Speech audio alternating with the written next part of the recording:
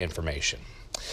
Meanwhile, the newest member of the Portland City Council claims white male privilege is restricting access to City Hall. Specifically, Joanne Hardesty says the people who regularly disrupt City Council meetings are white men who feel that their privilege entitles them to drown out the proceedings at the expense of other voices. Fox 12's Kelsey Watts is live tonight with more on her comments and what her colleagues say about it. Kelsey?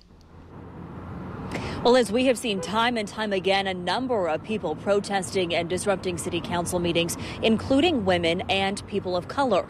But Joanne Hardesty has only been on the job here for 3 weeks, and she says in that time, it's only been white men she's seen disrupting the city council meetings. She told us today if she saw people of color doing it, she'd call them out too. The reality is that there are white men who think it's their job to come into Portland City Council and disrupt the proceedings. Joanne Hardesty is Portland's newest city commissioner and the first African-American woman to sit on the council. She's only been on the job for 3 weeks, but in that time, she says she's seen a common thread. Today, we're late because we had a white guy that came in and decided he would start yelling, and he had to be escorted out. The same thing happened last week. The same thing happened a week before that. I think it's driven by privilege. Just that here I am, and by golly, this is what's on my mind, and regardless of what's on the agenda, you have to listen to me, and everybody else has to listen to me. Black lives matter! Black lives matter! Black lives matter! And police brutality! And police brutality! And police brutality! We'll be back! We'll be back! But in the past, Fox 12 has witnessed several council meetings that have been disrupted by other people, representing a mix of races, genders, and backgrounds.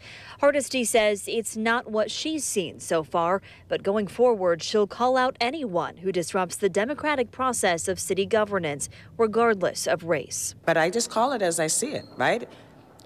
If they were black men, I would have said these black men need to stop doing this, and black men should call them out on that behavior. Today, Mayor Ted Wheeler and fellow Commissioner Nick Fish also weighed in, supporting Hardesty for speaking out publicly and sharing her broader concerns over repeated protests in council chambers.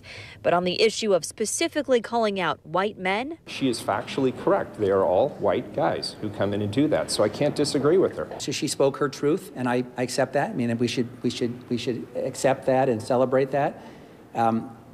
Might I have given the statement slightly differently? Maybe. But there are some people who fit the category that she called out that are doing most of the disruptions. Now, the mayor and Commissioners Hardesty and Fish do all agree on this. Disruptions of any kind will not be tolerated, no matter who is behind them. In fact, the mayor expressed frustration again today that the courts have said it is unconstitutional to block these repeat protesters from city council proceedings. He says the only tool they have right now is to kick them out once protests begin. Live at City Hall tonight, Kelsey Watts, Fox 12 Oregon.